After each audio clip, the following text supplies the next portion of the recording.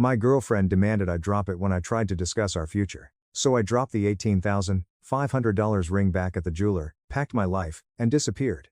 I, 32 male, had been with my girlfriend, Chloe, 30 female, for exactly 6 years. We lived together in a luxury apartment in Chicago for 4 of those years. From the very beginning of our cohabitation, I paid about 75% of the rent and utilities because I made significantly more money in software development, while she worked in digital marketing.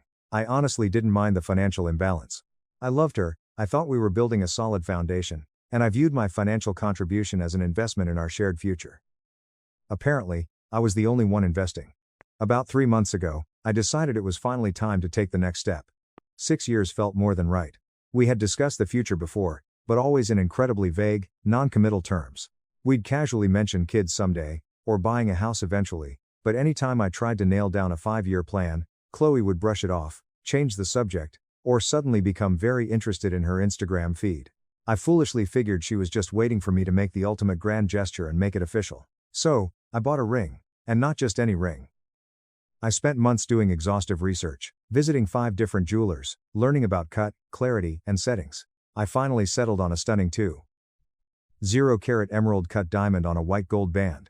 The total came to $18,500 after tax. I had been quietly siphoning money into a separate, hidden savings account for over a year and a half to afford it without her noticing the dip in our lifestyle. I was incredibly proud of that ring. I kept it hidden in my golf bag in the hall closet, taking it out sometimes just to look at it, imagining the look on her face. I planned to propose on our 6-year anniversary, which was exactly 3 weeks away. I had a whole weekend trip to a boutique hotel in Door County planned. But before I dropped to one knee and presented a piece of jewelry that cost as much as a compact car, I wanted to have a mature, sit-down conversation first. I wanted to make absolutely sure we were on the exact same page regarding timelines, financial expectations, and all the heavy adult stuff that comes with a legal binding contract. I didn't want to blindside her with a massive proposal if she had lingering concerns we needed to address. I thought I was being incredibly respectful and communicative. Big mistake. Huge. We were making dinner together on a random Tuesday night. We were making tacos. She was at the kitchen island slicing avocados, and I was browning the meat on the stove. It was casual, comfortable, domestic. I thought it was the absolute perfect, low-pressure moment to bring the topic up gently. "Hey," I said, stirring the pan. "I've been thinking a lot about us lately, and about our future. I really want to talk about where you see things going with us. Like, marriage, timelines, that sort of thing." Chloe stopped slicing. She put the knife down on the cutting board so slowly you would have thought it was radioactive. She turned to look at me, and the expression on her face was one of absolute, unadulterated disgust. It was the kind of look you give someone who just suggested adopting a rabid hyena. "Marriage?" she scoffed, her voice dripping with venom. "Yeah," I said, genuinely taken aback by her tone. "I mean, we've been together 6 years, I love you. I figure we should probably talk about where we're headed." "Are you serious right now?" she snapped, her voice rising in pitch. I was completely bewildered. "I mean, yes, I thought it would be a good, healthy thing to discuss." "Get out," she hissed. I literally took a physical step back from the stove. "What? I cannot believe you are bringing up marriage after 6 years like this is some kind of ticking clock deadline," she screamed, her face flushing red. "Like I owe you something. This is exactly the kind of suffocating pressure I have been dreading. You're trying to trap me." "Trap you?" I asked, my voice barely above a whisper. "Chloe, I just wanted to have a conversation about our future." "Wow. Just wow." She threw her hands up in the air. "I need space. I can't even look at your face right now." She was physically shaking. Actually trembling, as if I had just cornered her with a weapon instead of simply trying to communicate about the relationship I had heavily funded for half a decade. I tried to de-escalate. I kept my voice perfectly level and asked what I had done wrong, why she was reacting so explosively to a normal milestone discussion.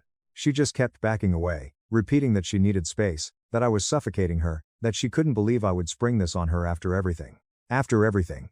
The words echoed in my head. After 6 years of me paying 75% of the rent, funding our annual vacations to Cabo, cooking the majority of our meals, acting as her dutiful +1 to every single one of her chaotic family events, all while she repeatedly claimed she wasn't quite ready to fly to Seattle to meet my parents. I slept on the living room couch that night. She slammed the bedroom door and locked it. She didn't emerge until 1 p.m. the next day. When she finally walked into the kitchen, she acted as if the explosive screaming match had never occurred. She calmly made herself an iced latte, leaned against the counter, scrolled through TikTok, and didn't acknowledge my existence. I stood up from my laptop. "Can we please talk about what happened last night?" She didn't even look up from her phone. "There is nothing to talk about. I overreacted a little bit, but you need to understand and respect that marriage is simply not something I am ready to discuss right now. When I am ready, I will let you know. Until then, drop it. Drop it. 6 years of my life, thousands of dollars, endless emotional support, and I was supposed to just drop it. I was expected to wait in indefinite purgatory for her to unilaterally decide if I was finally worthy of a real commitment. In that exact second, something fundamental shifted in my brain, a switch flipped. The rose-colored glasses didn't just fall off, they shattered into a million pieces. Okay, I said quietly. Understood. She looked up, clearly satisfied that she had won the power struggle. She gave a curt nod and went back to her scrolling. I grabbed my keys, went to work, and immediately started planning my exit.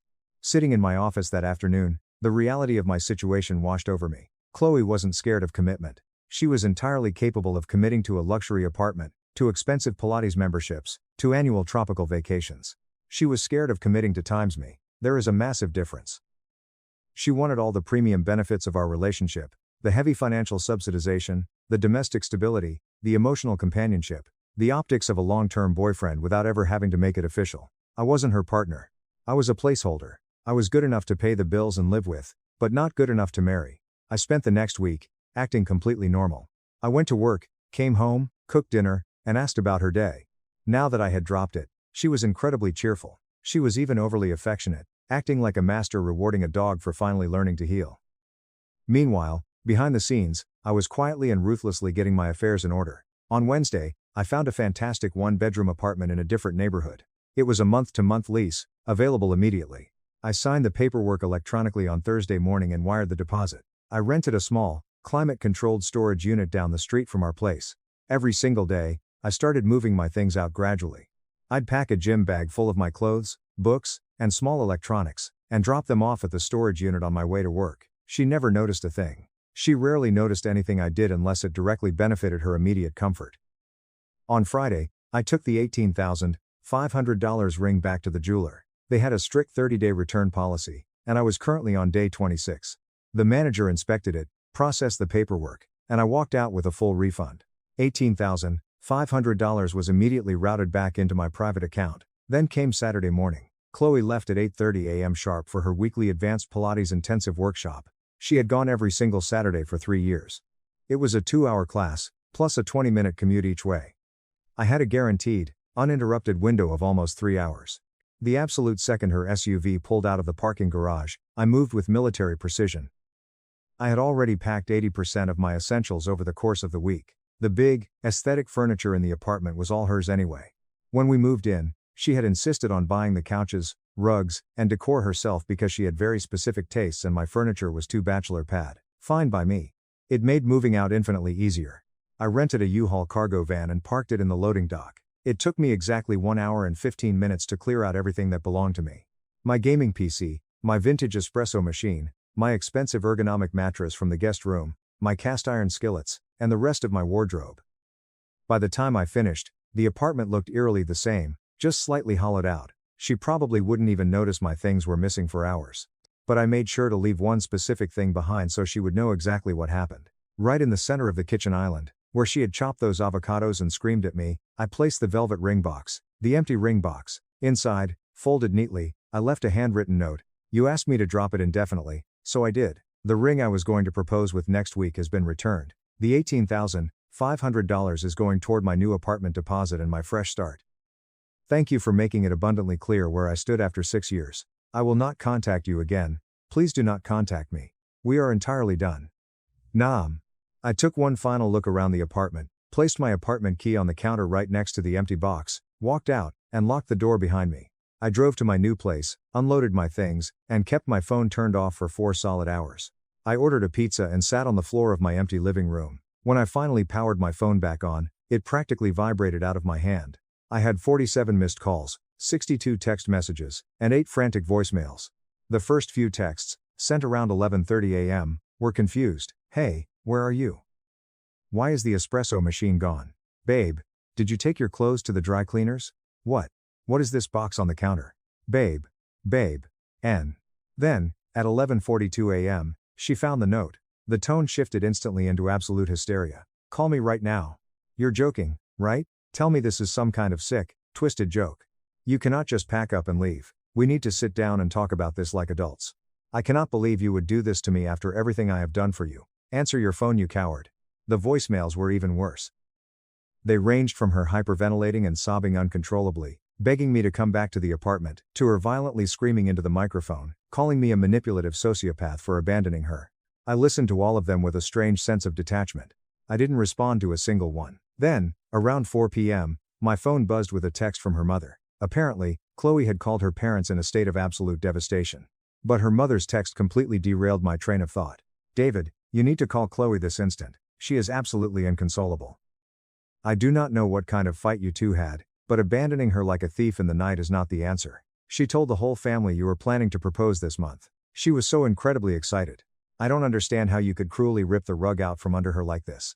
I stared at the screen, my blood running cold. Wait a minute, she told her mother I was going to propose, and that she was excited about it? So, when I brought up the topic of marriage on Tuesday, she screamed at me to get out, accused me of trapping her, and told me I was suffocating her. But behind my back, she was telling her family she was thrilled about an impending proposal? I typed out a response to her mother and hit send before I could second guess myself. Did Chloe happen to tell you what she screamed at me when I tried to have a mature conversation about our future on Tuesday? Ask her about the suffocating trap I tried to put her in. Ask her why she demanded I drop the subject of marriage indefinitely. Get the truth from your daughter, and then you can decide who abandoned who. I never got a response from her mother. I'm currently sitting in my new apartment, eating cold pizza, staring at the Chicago skyline. It's quiet. It's weirdly empty.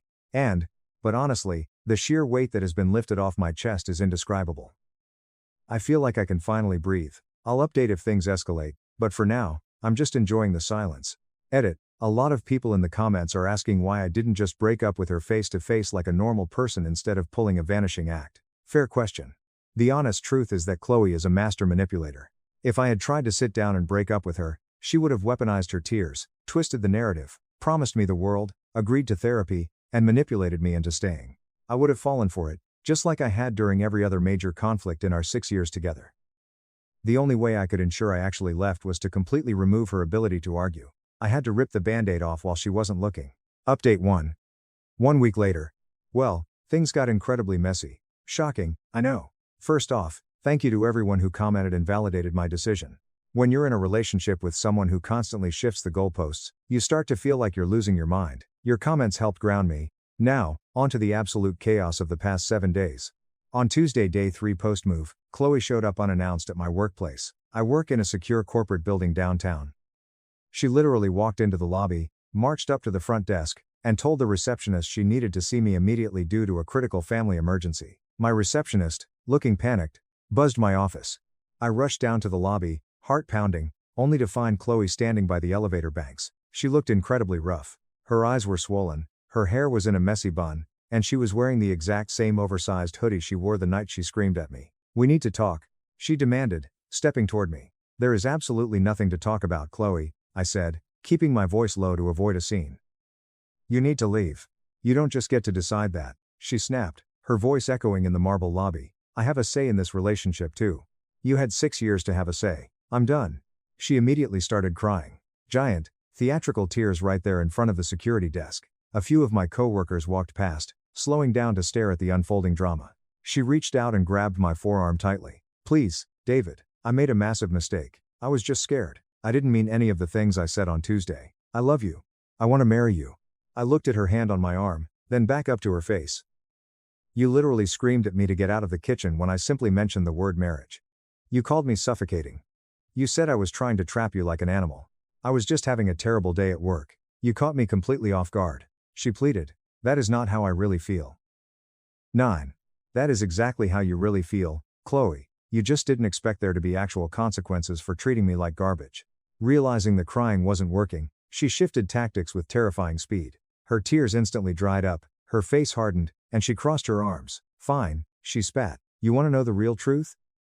I was actually planning to propose to you on our anniversary in Door County. I had a whole grand gesture planned. You completely ruined it by bringing it up early and ruining the surprise."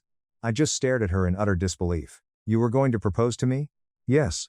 "With what ring, Chloe?"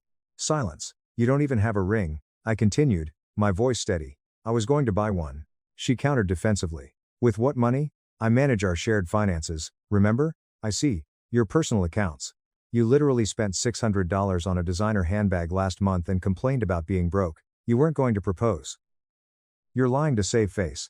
She didn't have an answer for that. She just glared at me, her jaw clenched tight. The building security guard, who had been watching the exchange, walked over and very politely asked her if she needed an escort out of the building. She shot me one last venomous look, called me a narcissistic coward, and stormed out through the revolving doors. My boss pulled me aside an hour later to check on me, subtly suggesting I keep my personal drama off company property. Humiliating, but fair.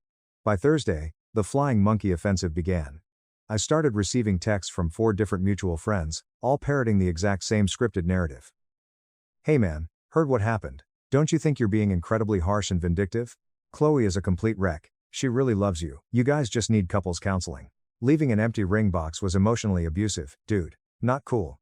I didn't argue. I just asked every single one of them the exact same question. Did Chloe tell you what she said to me when I tried to have a conversation about marriage? 2 of them admitted that Chloe claimed I had aggressively cornered her and pressured her into a timeline she wasn't ready for. One friend actually had the audacity to tell me that Chloe confided in her that I had been deeply controlling, financially abusive, and jealous for the last 2 years. Controlling? Jealous? Financially abusive? Me? The guy who happily paid 75% of our living expenses so she could maintain her lavish lifestyle? The guy who couldn't even convince her to commit to a weekend trip to meet my family? I set the record entirely straight. I sent them all a long, detailed text explaining exactly what happened. I told them how she screamed at me. I exposed the fact that she was telling her mother she was excited for a proposal, while simultaneously telling me I was suffocating her. I broke down the exact financial split of our relationship. 2 of the friends immediately went silent and haven't spoken to me since.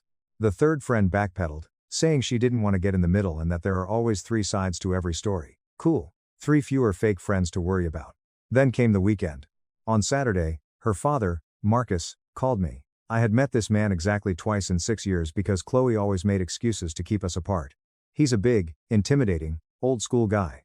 Suddenly, he wanted to have a man-to-man conversation. Listen here, son, Marcus boomed through the speaker. I know my daughter can be difficult and hot-headed.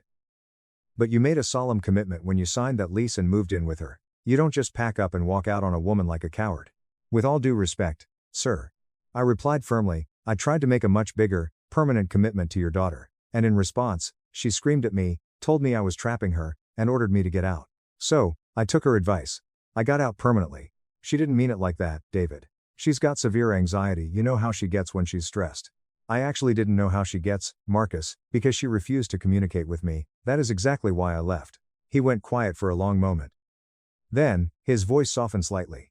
She really thought you were going to propose, son. She had been telling her mother and her aunts for weeks. She was so happy. Then why did she react with absolute rage when I simply brought the topic up? I don't know, son. That's between you 2 to figure out. There is no us 2 anymore. Sir, please do not call this number again. I hung up. He hasn't called back. But Marcus's words kept echoing in my head. She had been telling everyone I was going to propose. Her mom, her aunts, her friends, her entire social circle was expecting a ring. But when I tried to have an honest, vulnerable conversation about our future, not even the proposal itself, just a preliminary discussion, she exploded. The only explanation that makes any logical sense is terrifying. Chloe wanted the grand proposal. She wanted the $18,500 diamond ring. She wanted the aesthetic engagement photos for Instagram. She wanted the lavish wedding. But she wanted it all entirely on times her times terms, following times her times exact script. The fact that I dared to initiate a practical conversation meant I was deviating from the fantasy movie she was directing in her head, and that was utterly unacceptable to her. Some people do not want a partner. They want an obedient cast member for the theatrical production of their life. I am officially done being in her show. Update 2. 2 weeks later, final update. This will be my final update because I am genuinely exhausted by this situation and I finally have the ultimate closure I needed. Week 2 kicked off with Chloe trying a brand new tactic. The apology tour. She sent me a massive, 2,000-word email. It was incredibly well written, detailing everything she was sorry for: the screaming, the overreaction, the toxic miscommunication. She claimed her fear of commitment stemmed from deep-rooted childhood trauma regarding her parents' brief separation, which she had never processed. She ended the email with this gem: I know I do not deserve another chance, but I am begging for one anyway. I will go to intensive therapy. I will fly to Seattle to meet your parents next weekend. I will do whatever it takes. I was so ready to spend the rest of my life with you. I just didn't know how to articulate it properly. For about 30 seconds, I sat at my desk and almost believed her. I almost felt that familiar pull to go save her. Then I remembered the reality. She had 6 years to articulate it. 6 years to show up for me. Instead, she screamed at me over avocados and treated me like an ATM. I deleted the email without responding. Chloe didn't handle the silence well. On Tuesday night, at exactly 10:15 p.m., my apartment buzzer rang. I still have absolutely no idea how she found out where I live. I suspect she either followed my car from work or bullied a mutual friend who had my new address into giving it up. I looked at the security camera feed. It was her. "Please, David. Just 5 minutes," her voice crackled through the intercom. I knew if I didn't face her, she would just keep showing up and harassing my neighbors. I took the elevator down to the lobby but refused to let her pass the security doors. When I walked out, I was stunned. She wasn't in her messy hoodie anymore. She was dressed to the nines. Full, flawless makeup, a stunning black dress, her hair perfectly blown out. She looked like she was heading to a Michelin star restaurant for a date. "Can we please just go upstairs and talk in private, like adults?" she pleaded, her eyes wide. "You have exactly 5 minutes right here in the lobby, Chloe. Talk." She took a deep, shuddering breath. "I know I messed up. I know what I said in the kitchen was horrific. But you have to try and understand where my head was at." I felt completely ambushed. I wasn't ready for that heavy conversation. "Chloe, you had been telling your entire family that I was going to propose to you in Door County. You were fully expecting a proposal. How were you ambushed?" She blinked, looking genuinely flustered that I was using logic. That is totally different. I was expecting a Times proposal, David. A romantic surprise. Not a dry, clinical conversation about marriage timelines. You took all the magic and romance out of it. You made it feel like a sterile business negotiation." I stood there, letting her absolute delusion wash over me. "So, let me make sure I am understanding this correctly," I said slowly. "If I had just blindly dropped to one knee on our anniversary, without ever discussing our future, our finances, or our goals, you would have said yes?" "Yes, exactly. That's what I've been trying to tell you. But," I continued, because I tried to have a mature conversation about our life together, to make sure we were actually compatible before I committed an $18,500 ring and the rest of my legal life to you. That was suffocating?" She opened her mouth to argue, then slowly closed it, realizing how insane she sounded. "You didn't want a life partner, Chloe," I said, my voice eerily calm. "You wanted a performance. You wanted me to read your mind, follow your exact aesthetic script, and never, ever deviate from the fantasy version of reality you constructed. You screamed at me to get out of my own home for trying to communicate like an adult. And now you're standing here telling me you would have happily accepted a proposal. Do you even hear yourself?" She started crying again, but this time, it was the real kind of crying.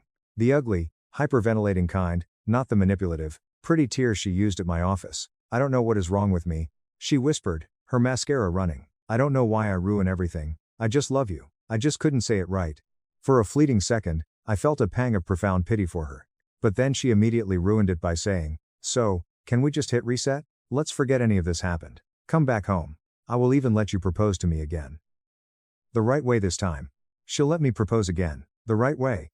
"We are done, Chloe. Do not ever come to this building again." I turned on my heel and walked back through the security doors. The camera showed her standing frozen in the lobby for another 20 minutes before she finally walked out into the night. But week 3 is where the final, mind-blowing puzzle piece fell into place. Remember how I mentioned Chloe had been telling everyone about the impending proposal? Well, because I vanished, she had to explain to her family, her co-workers, and her friends why the Grand Door County engagement never happened. Her story kept changing to fit whoever she was talking to. First, she claimed I had severe commitment issues and panicked. Then, she claimed I was secretly cheating on her. Finally, she circled back to the "he was emotionally abusive and I bravely escaped" narrative. The problem with lying to that many people is that it is impossible to keep the timeline straight. Eventually, her family members started comparing notes. On Thursday, Chloe's cousin, Elena, reached out to me on Instagram. Elena and I had always gotten along well at family holidays. She sent me a long message saying she was getting 3 different conflicting stories from Chloe and wanted to know the actual truth. I didn't sugarcoat it. I told Elena the absolute, unvarnished truth. I told her about the $18,500 ring, the avocado incident, the screaming, the move out, and the empty box. Elena's response is what finally gave me ultimate closure. "David, I am so incredibly sorry. That sounds exactly like Chloe. But there is something you need to know that will make this all make sense. Did you know that Chloe's younger sister, Mia, got engaged to her boyfriend 3 weeks ago?" I stared at my phone. "No. I didn't know that." Chloe hadn't mentioned a word about Mia getting engaged. Elena continued, "Mia got a massive 5-carat ring. Chloe was absolutely furious and jealous behind closed doors. She told the whole family that you were proposing to her on your anniversary and bragged that her ring was going to be way bigger and more expensive than Mia's. She was planning to use your anniversary trip to completely overshadow her sister's engagement announcement.